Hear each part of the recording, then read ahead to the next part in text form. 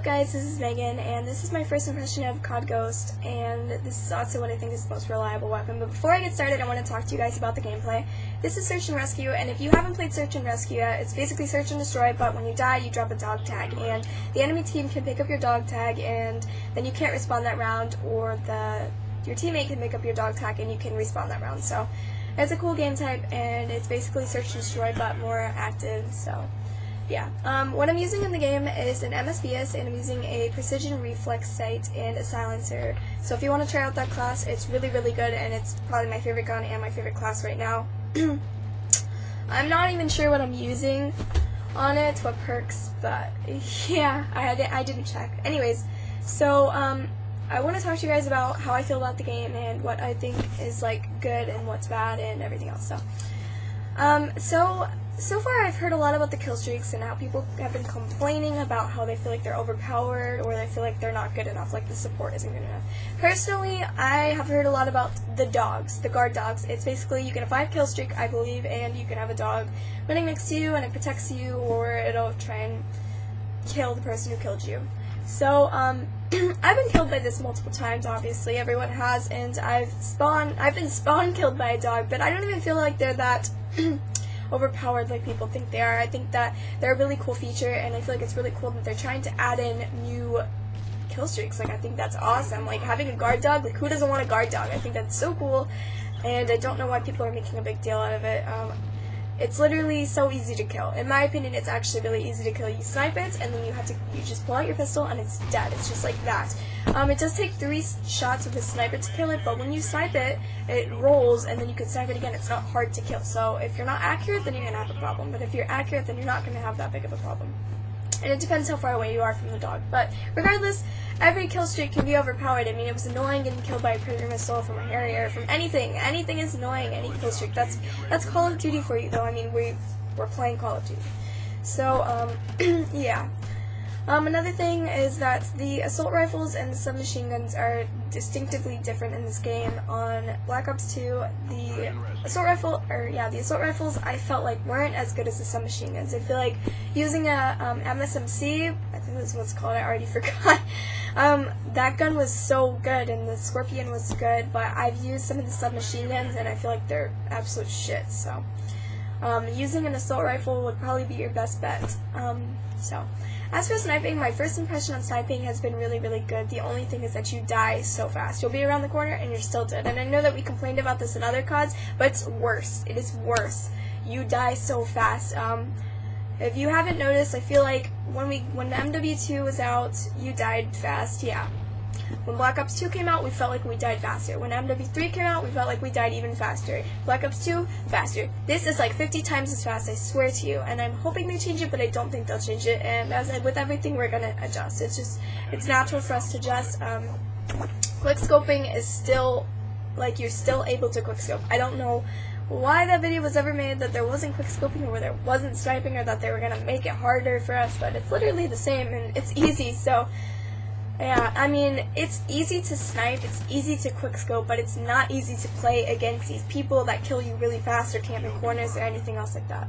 So, yeah. The game types are really, really fun. In my opinion, I think it's awesome that they brought in these new game types. It's making it more fun for me. Like, we really liked Hardpoint, and they brought in these game types like Blitz and Cranked and Search and Rescue and Hunted, I think it's called, but all of these game types are really cool, and it's cool to just play something else instead of Domination. I used to play Domination 24/7, like, who wants to play that 24/7, so I think it's awesome that they're putting in these things. But I think it's really lame and bad for competitive that they took out Hardpoint, Search and Destroy, and Capture the Flag, and I get that they want people to play different things, but I don't think it should be really up to them what people enjoy playing. They could have just added in both. What I'm thinking they're going to do, to be honest, is put those on Xbox One. I feel like they're gonna, like, make you want to buy Xbox One for, like, competitive gaming, but I don't know. And another thing to do with Xbox One is I think that they made the maps so insanely large because they want people to buy the Xbox One for Ground War. I honestly do feel that way, because who doesn't want Ground War on these giant maps? I mean, Stonehaven is huge, Flooded is big, like, there's so many giant maps, and it would be so much more fun to play against so many more people, so I feel like they did that on purpose.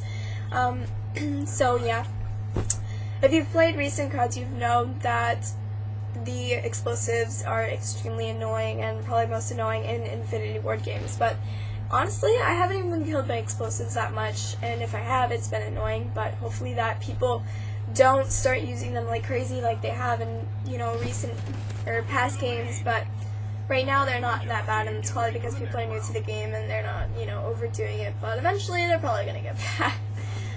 As for the sniper rifles, the USR, I believe that's what it's called, is the best sniper in my opinion.